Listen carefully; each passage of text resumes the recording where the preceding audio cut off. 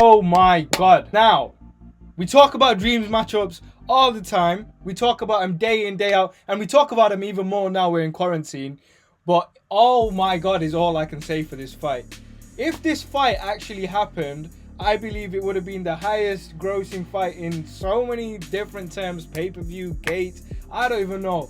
But this fight would have been absolutely incredible. Skill level, both fighters at their prime, an absolute clash of styles.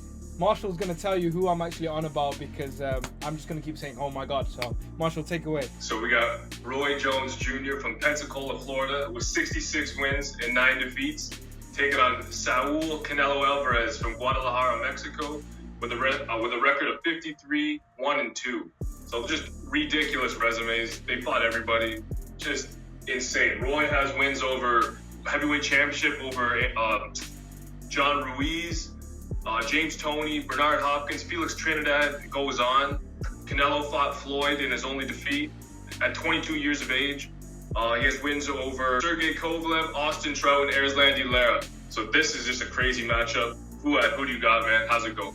Oh, really? Why are you gonna stick it on me? I don't want to even break this down because it's mentally tasking to actually think about this fight. You've got Roy Jones Jr., who was slick. His footwork was incredible. His angles were stupid. We hadn't seen anything like that when he came about. People was like genuinely taken back at the fact that, hey, a super middleweight is moving like that. Then he went up in weight and then still performed like that. Like, it was mind-blowing to see the guy's ability. It wasn't just built-up talent. It was natural ability. He was naturally gifted as a boxer.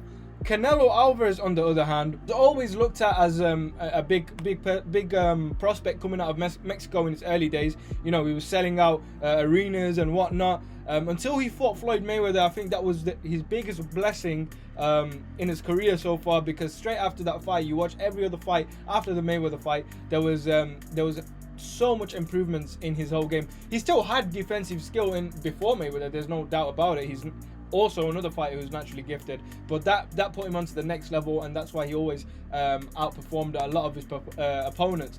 Now, for me to break this down, there's one key factor that plays in my mind.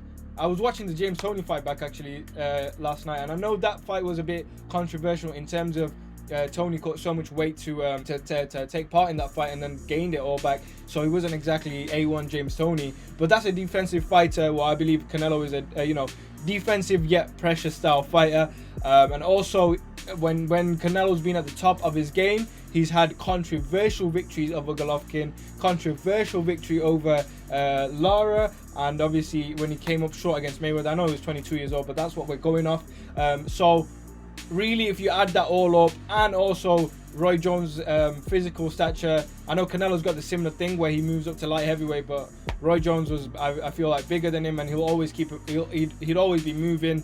I think he'll deal with Canelo's pressure well, and I'd have to give it to Roy Jones. Yeah, I agree with you. I definitely agree with you. So I was watching the Roy Jones versus Montel Griffin fights yesterday, just to kind of get head wrapped around how a pressure fighter, shorter guy would do against how it would go about attacking Roy.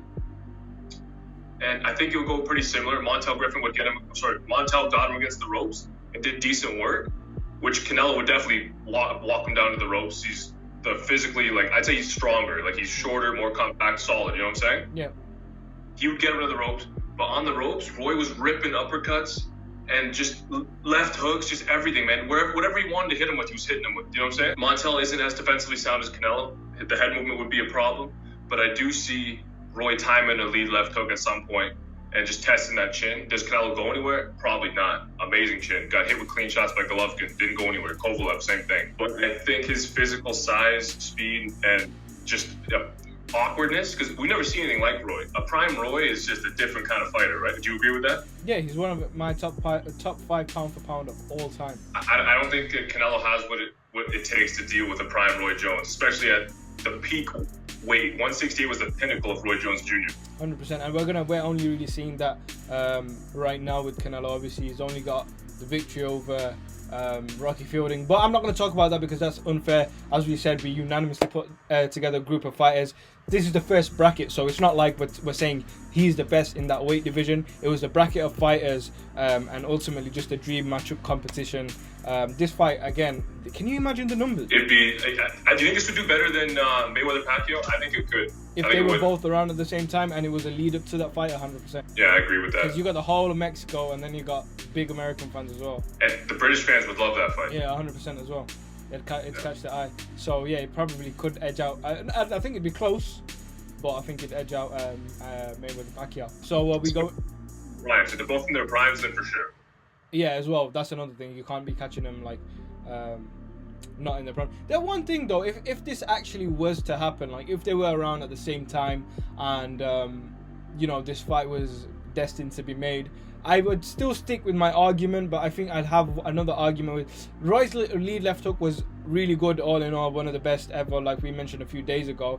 But Canelo's defensive countering, I feel like he'd have a really good chance of, because Roy always, whenever he used to come forward, his chin was always like sort of in the air.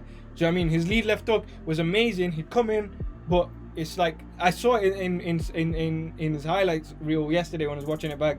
Again, that's what we were doing to wrap our head around it. But I saw like glimpses of where maybe the nervous energy built up in bigger fights. He wasn't aware of that. But against Canelo, that is the one thing you do not do. You don't give him a second of a chance to see an opening. Boom, that's it. So if it were to happen, I feel like I would put that argument in there as well. But it's hard to bet against a prime Roy Jones Jr. who was just, again, incredible in all-time super middleweights if we're talking about it, man. So before I give my final prediction, I just want to give a little caveat as well. The thing about Canelo is he's a very unique kind of counterpuncher. He's a counterpuncher, but he can do it off the front foot and back foot, which you don't see very often. Most guys just going backwards. Yeah. So that would give Roy problems, because if Roy's sticking his chin out like he did against James Toney, I wouldn't do that against a Canelo Alvarez. No, because he'd be pressuring him, lead left hook, he'll roll underneath it, boom, over the top. So that would be a very strong argument if the fight happened, which I'm so glad it's not, because I would have been going back and forth if we were having a debate just about the fight, if this was actually going to come into fruition. But there you have it. We both agree that Roy Jones Jr. beats Canelo. You guys also thought that. 64% of you picked Roy Jones to beat Canelo Alvarez, and 36% of you picked Canelo to beat Roy Jones. So it wasn't stupidly like a split apart. It was pretty close, but I'm sure you guys agree with us. And if you think our arguments were a bit off, let us know in the comment section below why Canelo would have beat Roy Jones, and I'm sure we'll agree with you on some terms. But that is for this one.